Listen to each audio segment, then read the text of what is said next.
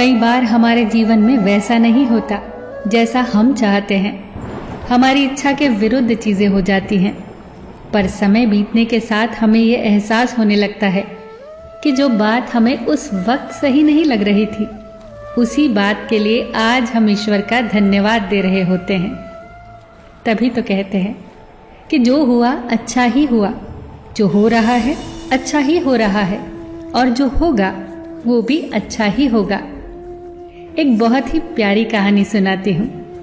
एक राजा का विशाल फलों का बागीचा था। उसमें तरह तरह के फल लगे हुए थे और उस बागीचे की देखभाल एक किसान और उसका परिवार किया करता था। किसान उस बागीचे से तैयार और मीठे फल रोज शाम को राजा के लिए ले जाता।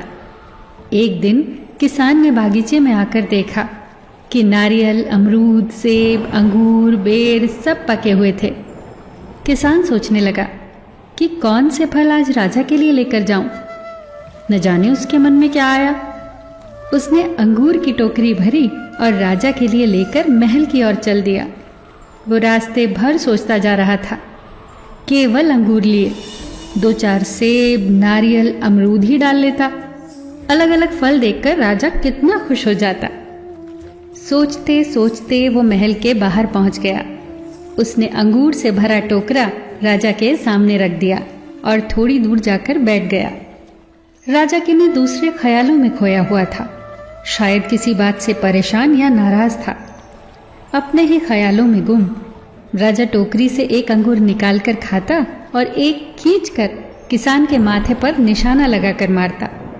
राजा द्वारा फेंका अंगूर जब किसान के माथे या शरीर पर लगता तो किसान कहता, ईश्वर बड़ा ही दयालु है।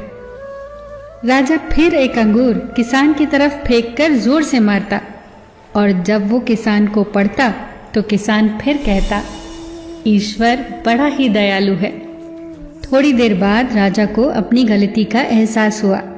वो सोचने लगा, मैं किसान के साथ कितना बुरा बर्ताव कर रहा हूँ और प्रत्युत्तर क्या आ रहा है। राजा ने किसान से पूछा, मैं बार बार अंगूर फेंककर तुम पर मार रहा हूँ और तुम्हें लग भी रहे हैं, फिर भी तुम कह रहे हो ईश्वर बड़ा ही दयालु है। किसान ने बड़े भोलेपन से उत्तर दिया, महाराज, बागान में नारियल, सेब, अमरूद, बेर ये सब तैयार थे, पर मैं अंगूर लाया। मैं वो सारे फल भी ला सकता था, पर ईश्वर की कृपा से ही मुझे ये भान हुआ कि मुझे अंगूर ही ले जाने चाहिए। मैं ईश्वर का धन्यवाद देता हूँ, क्योंकि अगर मैं दूसरे फल लाता और इसी तरह आप मुझे जोर से मारते तो मेरा क्या हाल होता। सच में महाराज, ईश्वर बड़ा ही दयालु है।